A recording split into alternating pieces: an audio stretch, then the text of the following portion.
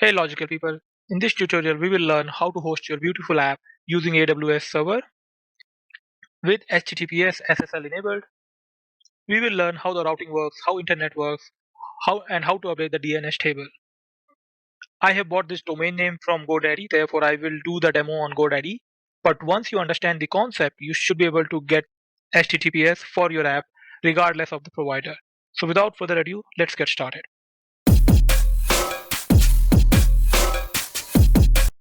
Hey logical people, GKV here. So what I've done so far is I have created a Next.js app. I've hosted it on one of the AWS server, which you can see right here. It's running on IP address 18.222.200.209. How have I done that? Well, so here's a video that you should watch in order to be at a stage that you should be able to host your Next.js app on a IP address of a machine. Okay. For quick background, what I have done, I have created a configuration file. So I'll say vi like that. You should be super familiar with this. What I'm doing is I have a server and I'm saying, hey, listen to port 80 whenever the request comes from this server, and then redirect all the traffic to localhost 3000. And with that, I'm able to host my Next.js app. So next, what we want to do is we don't want to have this IP address. We want to have a domain name. So I have bought a domain name called Speech with AI. So what I want is whenever I type speechwithai.com, I should be able to see this website instead of getting this site cannot be reached. So how do we do that? So the moment you type speechwithai.com, request will start from here and it will go to your ISP, your internet service provider. From here, it will go to a DNS server. So domain name space, the name that you type for your website. For example, this domain name will be converted into an IP address. And once the IP address has been resolved, within the pool of millions and billions of websites on the internet, so if this is internet, one of your machines will be residing here. And once we resolve the IP address, that machine can be pointed like that. And once the machine has been pointed, it can return some data, and that data will be returned to DNS, will be returned to ISP, and then it will be returned to you. So that's the whole basic flow. So the first piece of puzzle is how does DNS server know to which IP address this website should be mapped? Well, for that, we need to go to our DNS setting.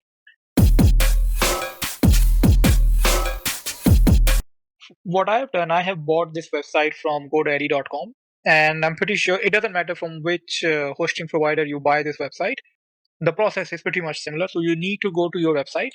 So I'm going to click on speechwithai.com, and within this, click on domain settings. Within the domain settings, scroll down and there should be a section for manage DNS. So click on that.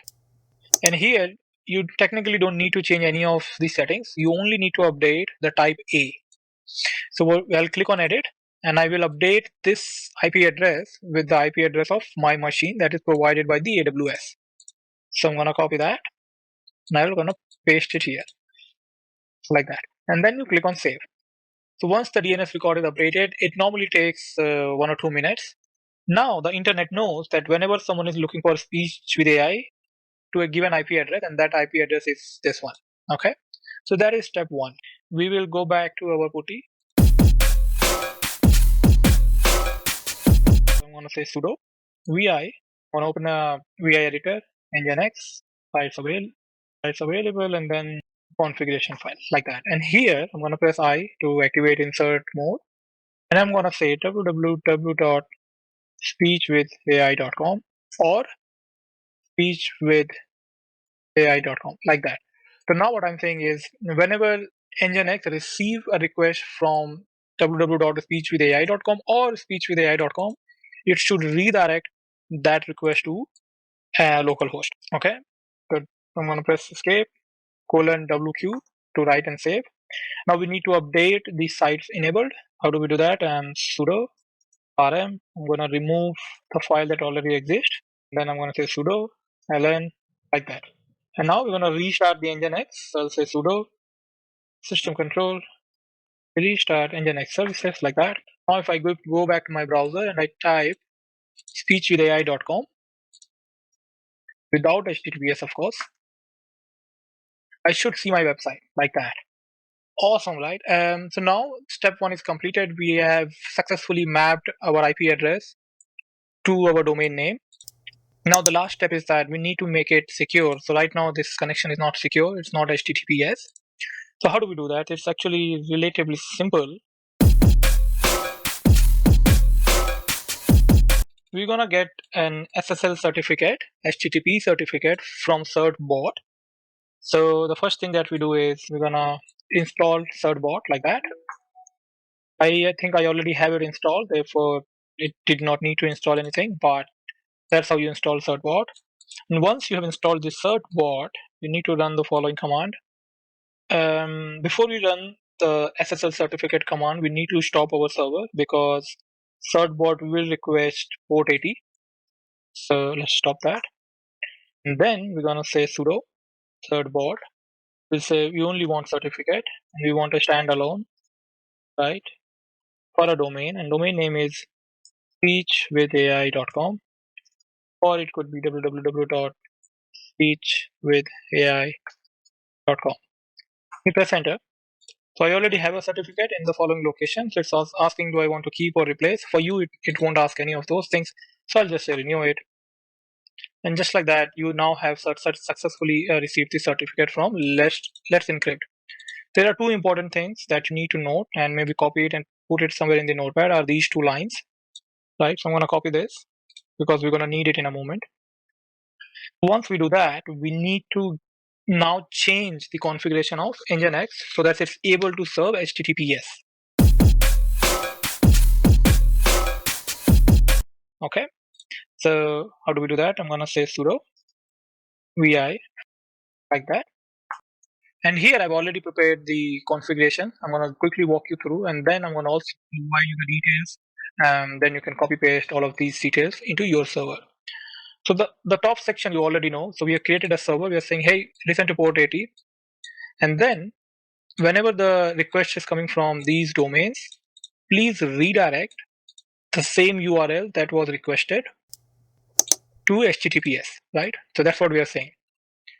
Now we have another server block. Here we are saying listen to port number 443 for SSL certificate, like that. So these are the two important lines. And then we have server name.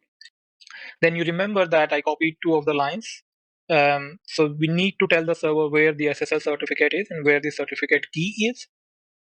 Everything else is standard. You don't have to change anything. Just scroll down, and then you'll find something like this.